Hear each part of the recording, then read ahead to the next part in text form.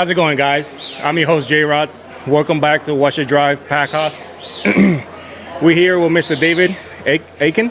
Ankin, that's right. Ankin, the Toy Makerz. That's right. Yeah, the TV show Toy Makerz. We've been really blessed. 10th year here at Auto Fair. That is awesome. So what drove you to start making this kind of cars?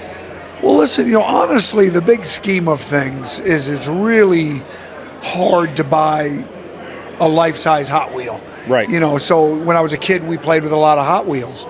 So in the big scheme of things, if you could learn to build your life-size Hot Wheel and drive it, it's really what I wanted to do. So that's what we did. So, what engine package comes with this car? Do you provide the engine, or is it just like an outside kit, and then anybody can put whatever engine they want on it? There's nothing kit about this car. This car's a one-off build from the ground up. Oh, okay. Hand-built chassis, hand-built body, hand-built everything on the car. So the motor, we started with a small block Chevy. Now it's a 408. Wow. It's got an 871 blower, has a whole bunch of nitrous on it from Nitrous Outlet. It's truly an animal. It's 1,900 pounds, and it's a bad mamma jamma. So what was the purpose of you building this vehicle? Other than you said you wanted to build your own we do every year and a half or so, we build one-off car from the ground up. So, obviously we do OEM cars too, the Camaros, the Mustangs, Corvettes, but when I show up at a car show, it's just, in most people's eyes, another Camaro. Right. So I wanted to do something many years ago where you show up and nobody can have what you have.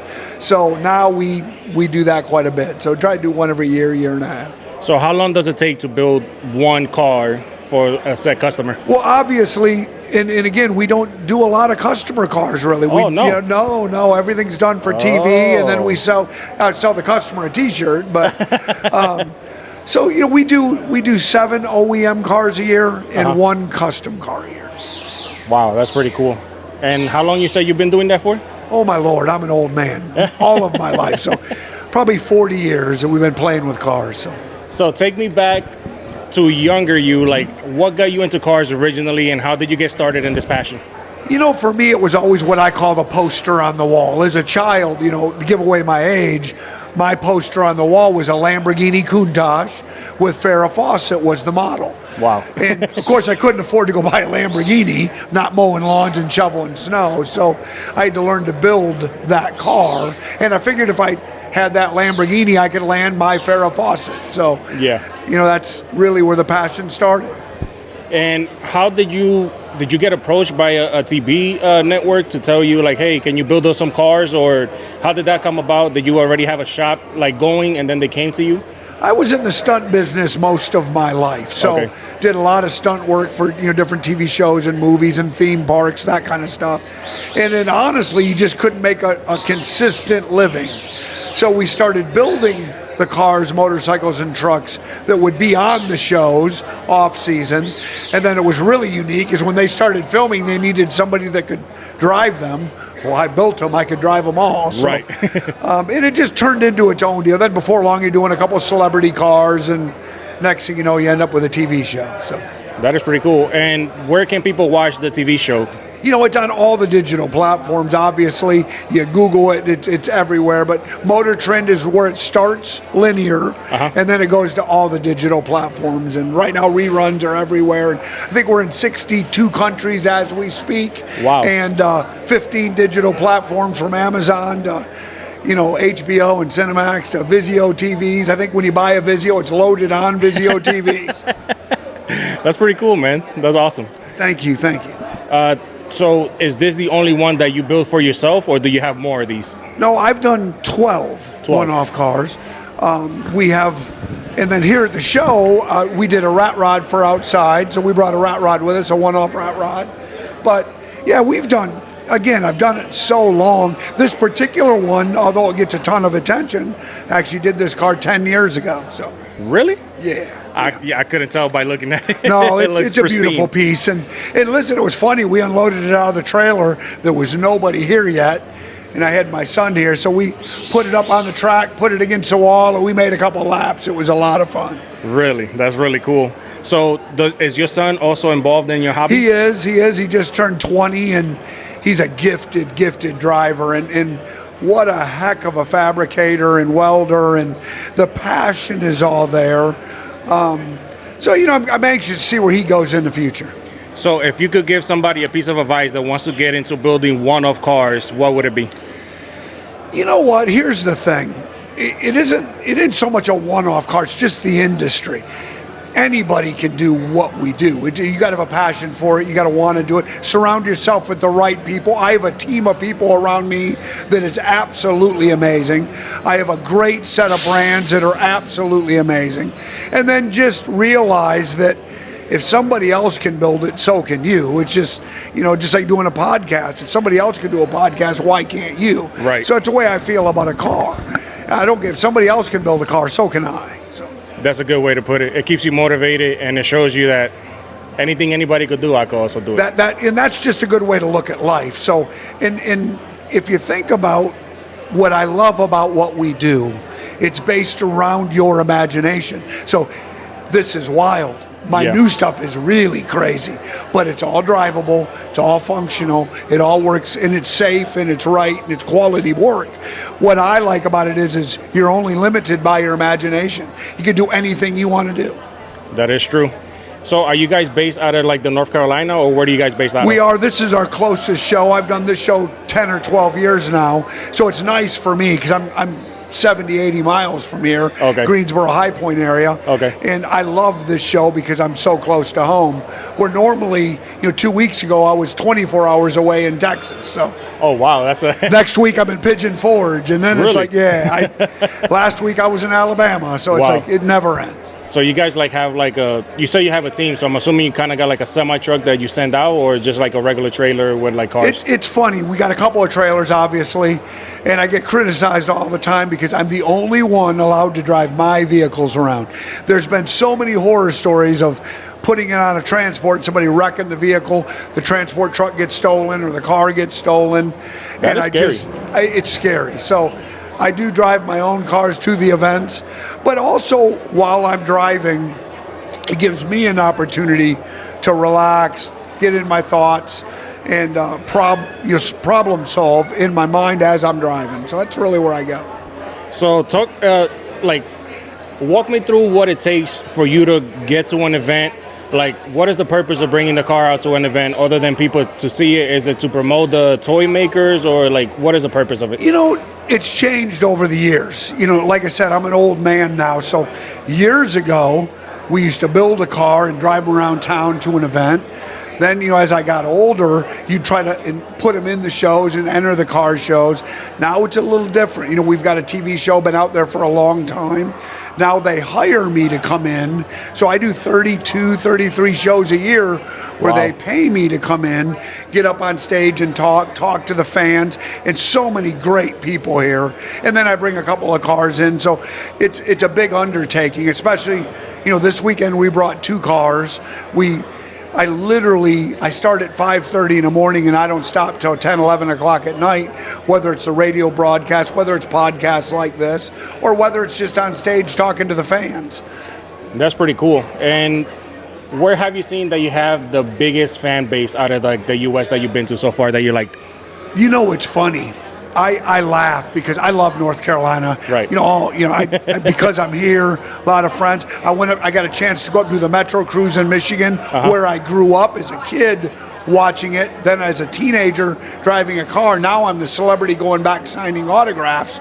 That was really a cool event. My high school teachers were coming out, principals were coming out, classmates from 40 years ago coming out. That was a fun event. But I laugh. I think out of the country is our biggest fan base. Like Brazil right now is crushing it. Australia is crushing it. And it's really cool to see people from other cultures get involved and like the stuff we do. So for me, I've lived in the Carolinas since 2013. This is my first time coming here. I'm extremely new to NASCAR. I don't know anything about it. So as I'm walking around, I'm kind of hearing people talk and learning the lingo, like hot rods and stuff like this, and hearing about your show. I don't think I've ever heard of it. Yeah, it's funny. You have to be. I laugh. I can walk into a SEMA or a, Vegas for SEMA or a PRI or a big car show like this, and everybody knows me. I can go to a town like New York, and they push me out of the way. They have no idea who I am. So it's just the car culture. The car culture is an amazing, amazing culture, and the people that are in it are they're just such amazing people, and that's what's great about the car culture. I mean, honestly, I've met so many great people that throw events, hold events, have cars, and I mean every walk of life. It isn't about whether you drive a Porsche or whether you drive a Lamborghini, whether you drive a Ferrari, whether you drive a Chevy, a Ford, a big diesel truck, a rat rod. It does not matter. You all are car people, and that's pretty badass. Yeah. Like right now, personally, I'm building my car in my garage. Yeah. So what are you building? I have a Nissan 370Z. Yeah. See, so and the tuner world. Okay? Yeah. So I know. Like my head revolves around tuner, so all of this right here, this is completely new to me. So we've got tuner cars. I love tuner cars. My son was into tuner cars. There's nothing wrong with a tuner car. You going to keep the same motor in it? You gonna So it was I single turbo the original motor. Yeah. The fuel pump, the relay failed, and it shut off while I was in the middle of doing the pool, and it grenaded the motor. So I got the 2JZ out of the Toyota Supra. Nice. And it's a fully built 2JZ, 1,400 horsepower, and I'm putting that in the car right now. That's absolutely. So that's the car culture. Yeah. So right there's no wrong way to do it. Some guys go, you have to LS it. Some people got to do this. Got a twin turbo. No, you want to supercharge it. No, you want. There's no right or wrong. As soon as I said what motor, like everybody was waiting to hear what motor I was going to put in it. And as soon as I said 2J, oh, you should have won LS. And I'm like, why? I love the 2J. I love the way it sounds. And listen, there's no right or wrong. Yeah. For me, I understand both sides. Yeah. Listen, that motor's really cool. It's just expensive to build. Right. Where if you want to go put an LS in it, it's cheap to build. Yeah. So that's really what it comes down to when it comes to building a hot rod. Is somebody's pocketbook, somebody's skill set, and you will learn with every build you do, your skill set gets better. Like this car here is amazing. It's a work of art, and it's so fast. But that's, in my world, that's 10 years ago. The stuff my new street car makes 3,100 horsepower to the ground. What? With a DOT tire. We drive it to the racetrack, and it's bad fast. Wow. Exactly. So that's my point. It's that, although that's cool, in 10 years, our skill set has changed. Yeah, and technology for motorsport have evolved and increased. Horsepower's changed, transmissions change, converters change, electronics have changed, tire technologies change. So all that matters when it comes to building hot rods. So do hot rods also run like a Motec? Because I know like for like tuner cars, like a lot of Motec and Haltech ECUs and to run the whole car, like what do you guys use for those? Anything. We use Motec, we use Haltech, we can use Holly. It just depends on what do you want to do and how many inputs do you need, what's important to you. So what are you going to drag race your car? Are you going to drift it? You're going to road race? What are you doing with your car? Like drag street, pretty much. Drag street, and okay. Street, yeah. So Motec is way overkill. I'm going Haltech Elite 2500. Okay. Yeah, Haltech is not bad. I like Haltech. For me, easeability for a street car, drag car, is Holly. It's really easy. There is no right and wrong. I own every one of them. Right. They're all pluses and negatives. For me, Holly, there's so many people that play with Holly that I can go in and if I have a problem and I don't know it or my team doesn't know it, I can make a phone call to 55 guys and they all have an answer. If I go to Motec, I know 3. Okay. You go to so it makes it hard if you develop a problem. And Motec's bad. I mean, it's badass. Yeah. But it's top of the line. It's very complicated and it's expensive. So a lot of street guys don't run Motec. The way somebody explained it to me is like Motec, you get like a blank canvas. You put whatever inputs you want, and then go from there. Like Haltech and the other ones is like it gives you some inputs that you could add on to. Don't be naive. Unless you're really, really, really going after every single aspect of road racing where you got to have every input, yes, a Motec. But you can't fill a Holly up.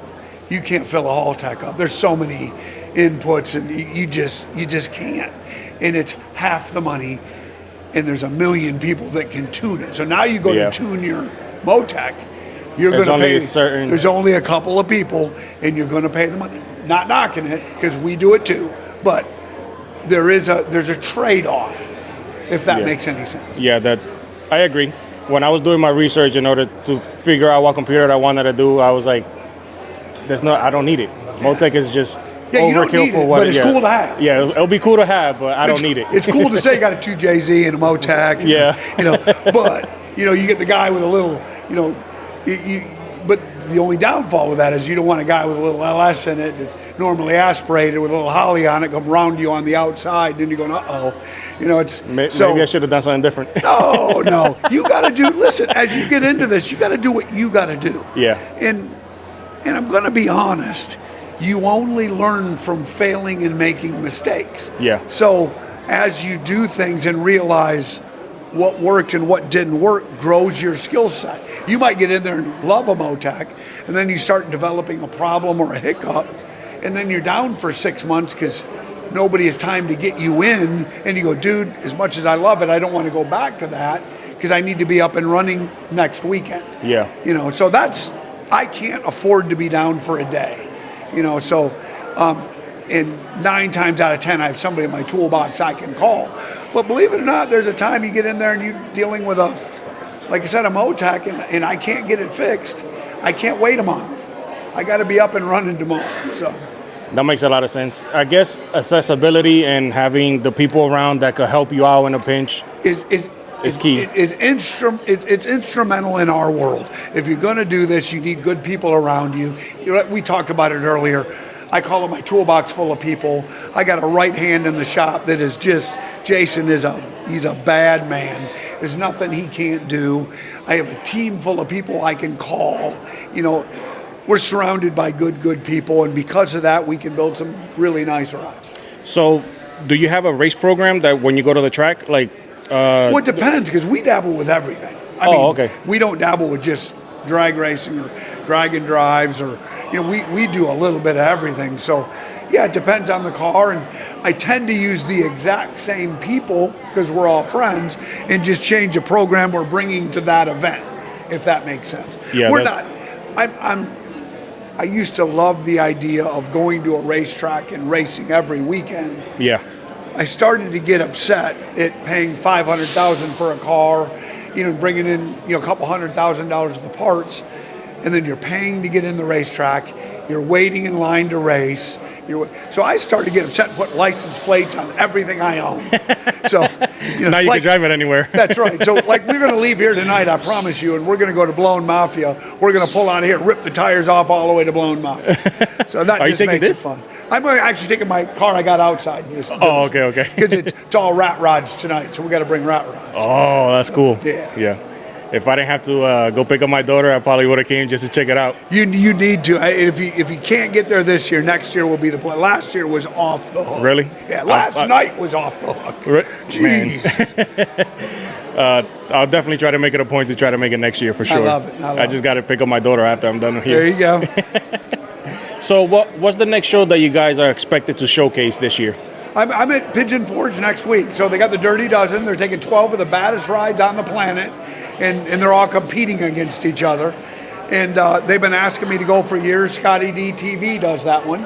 And he's a great guy, and I've known him for a long time. He asked me probably in 2017 to please, and I've been busy.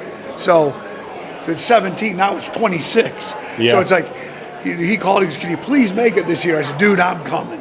So we're leaving here, loading up. I'm dropping and changing vehicles and cars and trailers, and I'm headed to Pigeon Forge. So what car are people expected to see out there from you? They really want me to bring this car. Really? Yeah, and I'm laughing because I don't think it's my baddest car. No way. I let them pick. But that guy really loves this car. This is super unique. This is a unique I'm going to tell you this, though. When I walked through here, because she is set up at the next building over, And as soon as I came in through the door, and I was like, yo, that thing is sick. I stopped here, looked at it for a good 5 to 10 minutes, and then I kept going. I was like, I don't even know what it is, but it's so freaking cool. Most people just don't understand, and that's fine. But it's so, everything on the car, from the fuel tank to the radius to the alternator, everything on this car is one. The windshield's one off. The hinges that make the door open are one off. Everything on this car is trick. So how do you go to design a car like this? Do you go like on a CAD program or just... I'm an old man. You're going to laugh. We sit down with tires in the shop, and I decide on the tires I'm going to use, sit on the floor, start putting our feet out, and looking around, and start moving, and say, okay, we're going to put the motor here and set it up, and it's so funny. People laugh at us, and then start drawing on the floor and going, okay, and I got an advantage. I can just see it in my head. Once I can see it in my head, we start making stuff. That is so cool. That is get the really chassis cool. jig out, start making a chassis, and before long, we got a car.